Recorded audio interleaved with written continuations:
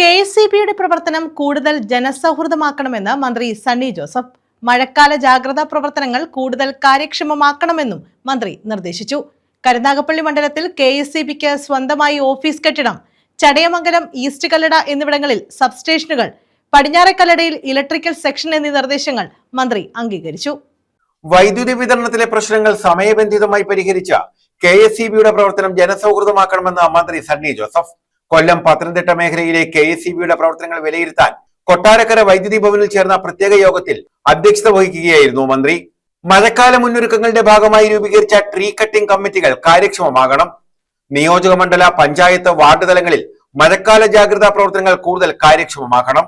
കരുനാഗപ്പള്ളി മണ്ഡലത്തിൽ KSEBയ്ക്ക് സ്വന്തമായി ഓഫീസ് കെട്ടിടം അനുവദിക്കണമെന്നും ജീവനക്കാരുടെ അഭാവം പരിഹരിക്കണമെന്നും ആവശ്യമുയർന്നു. ചടയമംഗലത്ത് പ്രത്യേക സബ്സ്റ്റേഷൻ സ്ഥാപിക്കണം. തേവലക്കര സബ്സ്റ്റേഷൻ പൂർത്തീകരിക്കണം. ഈസ്റ്റ് കല്ലടയിൽ 110 kV സബ്സ്റ്റേഷൻ സ്ഥാപിക്കണം. പടിഞ്ഞാറെ കല്ലട കേന്ദ്രീകരിച്ച് പുതിയ ഇലക്ട്രിക്കൽ സെക്ഷൻ രൂപീകരിക്കണം. ശാസ്താംകോട്ട സബ്സ്റ്റേഷൻ 220 kV ആയി ഉയർത്തണം. ഹൈവേ നിർമ്മാണത്തിനായി ജില്ലയിലെ വിവിധ സ്കൂളുകളിൽ വിച്ഛേദിച്ച വൈദ്യുതി കണക്ഷൻ പുനഃസ്ഥാപിക്കണം. പുനലൂർ പേപ്പർ മില്ലിനടുത്തായി സബ്സ്റ്റേഷൻ സ്ഥാപിക്കണം. തെരുവ് വിളക്കുകൾ കൃത്യമായി പേരും നമ്പരുമുള്ള തെരുവുകളിൽ മാത്രമേ സ്ഥാപിക്കാൻ കഴിയൂ എന്ന വൈദ്യുതി വകുപ്പ് ഡയറക്ടറേറ്റ് നിർദ്ദേശത്തിലെ പ്രായോഗിക ബുദ്ധിമുട്ടുകൾ പരിഹരിക്കണം. മയ്യനാട്, താന്നി മേഖലയിൽ പുതിയ സബ്സ്റ്റേഷൻ സ്ഥാപിക്കണം. ഇരവിപുരം മണ്ഡലത്തിൽ ദേശീയപാത നിർമ്മാണത്തോടനുബന്ധിച്ച് വൈദ്യുതി കേബിളുകൾ സ്ഥാപിക്കാനെടുത്ത കുഴികൾ ഉടനെ മൂടണം. ശബരിമല, കോന്നി മേഖലയിൽ നിലവിലുള്ള കോന്നി സബ്സ്റ്റേഷൻ നവീകരിക്കണം. നിലയ്ക്കൽ സബ്സ്റ്റേഷനിലെ പ്രവൃത്തികൾ ത്വരിതപ്പെടുത്തണം. KIP കനാൽ പുറമ്പോക്കിൽ താമസിക്കുന്നവർക്ക് വൈദ്യുതി കണക്ഷൻ നൽകുന്നത് പരിഗണിക്കണം. സോളാർ വൈദ്യുതി പദ്ധതി ഉപയോക്താക്കൾക്ക് സ്മാർട്ട് മീറ്റർ നൽകണം. കൊല്ലം, പത്തനംതിട്ട എന്നിവിടങ്ങളിലെ വിവിധ കാര്യാലയങ്ങളിലെ ജീവനക്കാരുടെയും ഉദ്യോഗസ്ഥരുടെയും എണ്ണത്തിലെ പരിമിതി പരിഹരിക്കണം എന്നീ നിർദ്ദേശങ്ങൾ യോഗത്തിൽ മന്ത്രി അംഗീകരിച്ചു. ഒരു കാര്യം കൂടെ, പത്തനംതിട്ടയിലെ ഈ മരം ടച്ചിങ് ഒഴിക്കണം, അത് ആവശ്യമാണ്. പക്ഷെ അത് ആവശ്യത്തിലധികം മരം വേരോടെ പിഴുതെടുക്കുകയോ അല്ലെങ്കിൽ താഴെ വെച്ച് തന്നെ അറുത്ത് മുറിക്കുകയോ അല്ലെങ്കിൽ വെട്ടിക്കുളയോ ചെയ്താൽ ചാനലുകളിൽ വലിയ വാർത്തയാണ്. എന്നോട് ഭാര്യ പറഞ്ഞത്, നിങ്ങൾ കണ്ടില്ല, ഞാൻ മുഴുവൻ ചാനലും കാണലില്ല, അവയില്ലാത്തതുകൊണ്ട്.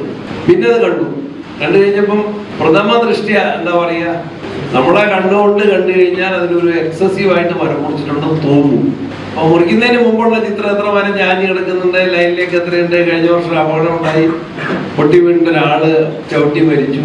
ആ പ്രശ്നങ്ങളൊക്കെ ബാക്കി നിൽക്കുമ്പോഴും ചെയ്യുന്ന കാര്യങ്ങളുടെ കൃത്യത, കാരണം അത് വെച്ചുപിടിപ്പിക്കുന്നവന്റെ പിന്നെ ഒന്നും കൂടെ എക്സിക്യൂട്ടീവ് എഞ്ചിനീയറുമായിട്ടും ചാർജുള്ള ഡെപ്യൂട്ടി സിയായിട്ടും വിളിച്ച് സംസാരിച്ചപ്പോൾ പുറമേ നിന്നുള്ള പുറത്ത് താമസിക്കുന്നവരാണ്, അവർക്ക് നോട്ടീസ് അയച്ചു, അവര് പ്രതികരിച്ചില്ല എന്നൊക്കെ പറയുന്നു.